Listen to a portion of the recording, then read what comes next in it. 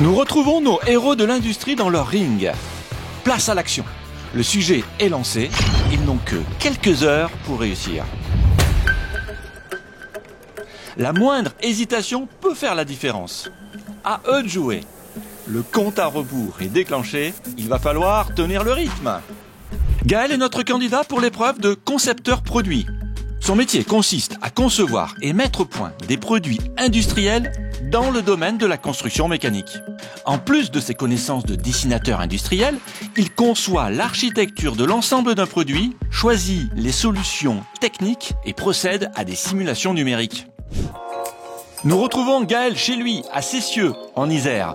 C'est depuis son domicile qu'il pilote son entreprise spécialisée en conception mécanique et services de prototypage sur imprimante 3D. Je m'appelle Gaël Léonard, j'ai 35 ans. J'ai passé plusieurs années à travailler dans le domaine de la machine spéciale, dans le domaine de la papeterie. Après j'ai fait un virage à 180 degrés dans le domaine de la bijouterie-joaillerie, donc dans le très petit. Donc là ça fait 2 ans que j'ai construit ma structure. Ma passion c'est la conception et je fais de plus en plus du prototypage. Donc prototypage 3D, donc que ce soit en filaire, en résine, avec un petit peu d'usinage depuis 2 ans. Ce qui m'a donné envie de faire ce métier, c'est le stage que j'ai effectué en 3e. Je suis allé dans une entreprise totalement lambda qui faisait des escaliers en acier. Et quand je suis rentré dans cette entreprise, j'ai vu une personne devant une planche à dessin. Et il avait des règles, des crayons, et il était en train de tout dessiner, un schéma technique. Je me suis retrouvé à faire 1 semaine de stage, assis à côté du dessinateur et à faire mes premiers croquis à la planche. Et pour moi, ça a été une révélation, c'est ça que je veux faire. Et ce que je conseillerais à un jeune qui veut se lancer dans ce métier, c'est d'y aller à fond. Être capable de laisser libre cours à son imagination, à son esprit. Il peut se tromper et se permettre plein de folies. Donc à un jeune, faut qu'il fonce, d'autant plus qu'avec un petit peu d'expérience, le champ des possibles va constamment grandir et pourquoi pas faire comme moi, ouvrir sa propre boîte au final et vivre de sa passion tout simplement. Là dans 3 jours il va y avoir les Golden Tech, je suis quand même sacrément stressé, ça fait un petit moment que je me prépare à cette compétition. Néanmoins je suis absolument pas sûr que ce que je vais faire est valable pour remporter le titre parce que je connais pas du tout mes concurrents. C'est du stress mais c'est aussi énormément d'excitation, il n'y a qu'une seule chose que j'ai en tête, c'est d'y être, de m'y mettre et de pouvoir dessiner en fait. Nous retrouvons Florian, notre candidat pour l'épreuve de roboticien. Son métier consiste à concevoir, installer, programmer des systèmes robotisés et automatisés. Il doit exceller dans la capacité à faire dialoguer les machines et robots pour effectuer des cycles de production optimum.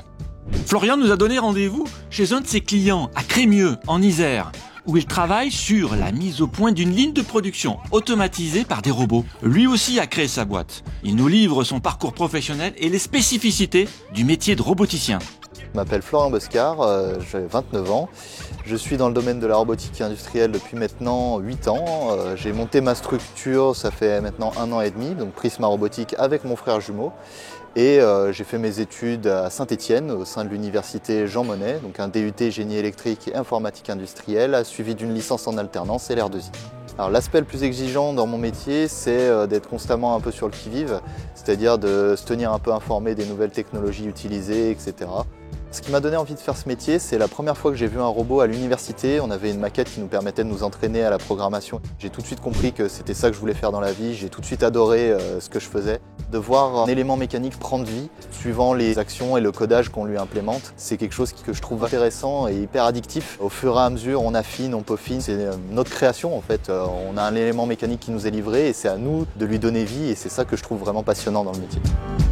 Alors oui, il y a une petite compétition entre mon frère et moi, mais c'est une compétition bienveillante, c'est-à-dire que ça nous pousse constamment à être meilleur que l'autre et du coup ça nous tire constamment vers le haut en fait, donc c'est un atout non négligeable.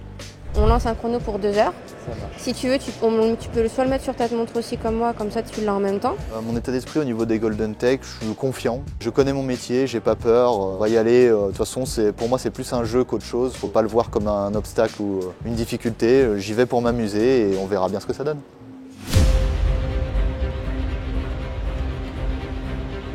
Sur la partie implantation du coup mécanique, Florian était assez stressé, il s'est précipité, il n'a pas vérifié certaines choses avec le robot, ce qui fait qu'il a perdu énormément de temps. On est dans les dernières minutes, il faut commencer la partie XL-Lite. Malheureusement, il y a eu un petit contretemps, donc ça rajoute un tout petit peu de stress supplémentaire. Il va falloir qu'il gère ce stress pour rattraper les quelques minutes de retard qu'il a dans la conception pour attaquer directement sur la présentation qui vaut quand même plus de la moitié des points.